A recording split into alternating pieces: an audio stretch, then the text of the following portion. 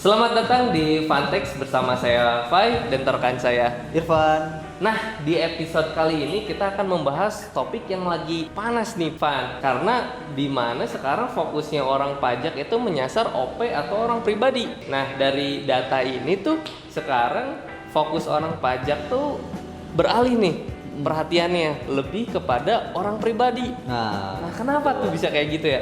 Nah, jadi dikutip dari nasional.konta.co.id nih, hasil laporan APBN sampai Agustus 2020 itu penerimaan pajak dari pajak orang pribadi masih tumbuh 2,48% dari tahun kemarin.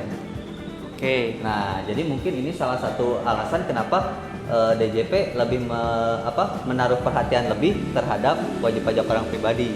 Gitu.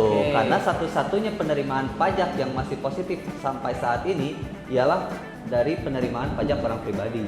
Oke. Pertanyaannya, Gitu. kok bisa, Van?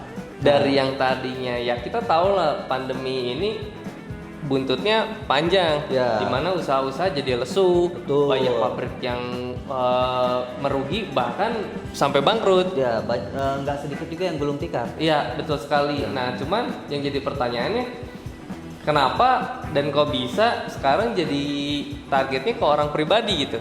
Karena sebenarnya agak kontra ya dengan Ya. kondisi saat ini gitu. Ya. Kenapa sih orang pribadi ini ditargetin untuk jadi penerimaan pajaknya dapat dari situ gitu? Ya, kontribusi tertingginya. Kontribusi tertingginya dari penerimaan pajak orang pribadi gitu. Oke. Karena gini ya, bisa dibilang gini, katakanlah saya punya usaha, Ya. saya punya warung misalnya. Nah, warung saya ini kan kena dampak pandemi, Ya. pendapatannya turun, omsetnya turun. Tapi walaupun omset warung saya turun, saya kan masih punya penghasilan lain. Oke. Nah, dari situ mungkin Oke. jadi kalau misalnya warung saya nih lagi nggak sanggup nih untuk bayar pajak, tapi saya pribadi kan masih sanggup gitu, Oke. karena mungkin ada penghasilan Ya. lain gitu.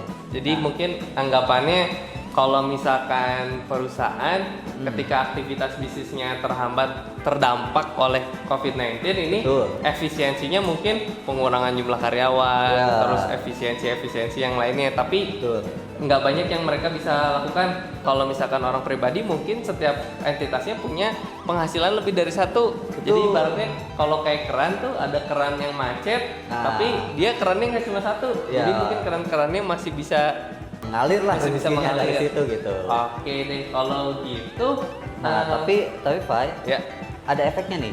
oke, gimana? Dari DJP menaruh perhatian lebih terhadap orang pribadi ini. Sebenarnya kan kalau lihat data, ini kan dampaknya baik untuk perekonomian kita kan. Ya, Karena masih positif gitu. oke.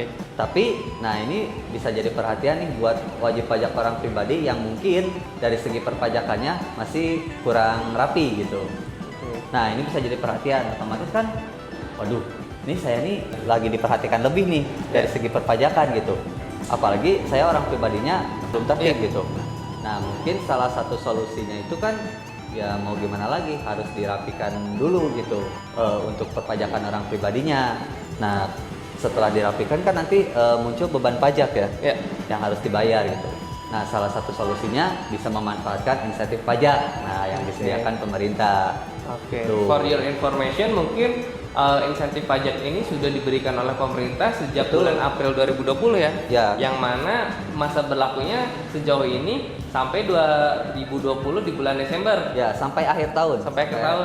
Kita nggak tahu nih bakal diperpanjang atau enggak. Yang pasti sekarang laser-lasernya orang pajak tuh tadinya fokusnya ke 2 atau lebih, sekarang Ya. fokus ke orang pribadi. Ya, Jadi mungkin fokus para teman-teman pengusaha bisnis baseline bisa lebih berfokus kepada untuk ngerapihin dulu yang pajak pribadinya ya. Ya. Karena fokusnya lagi di situ nih, diincernya. Oke, saya rasa cukup ya. Terima kasih sekali buat Irfan untuk informasi di episode kali ini. Buat teman-teman bisnis baseline, jangan lupa di subscribe channel YouTube kita, like dan komen untuk pertanyaan-pertanyaan seputar pajak ataupun bisnisnya. Kalau mau pertanyaan lainnya tulis saja langsung. Dan jangan lupa juga follow Instagram kita di Business Best Friend. Oke, kalau gitu terima kasih dan sampai jumpa di episode selanjutnya. Ya, sampai jumpa. Sampai jumpa.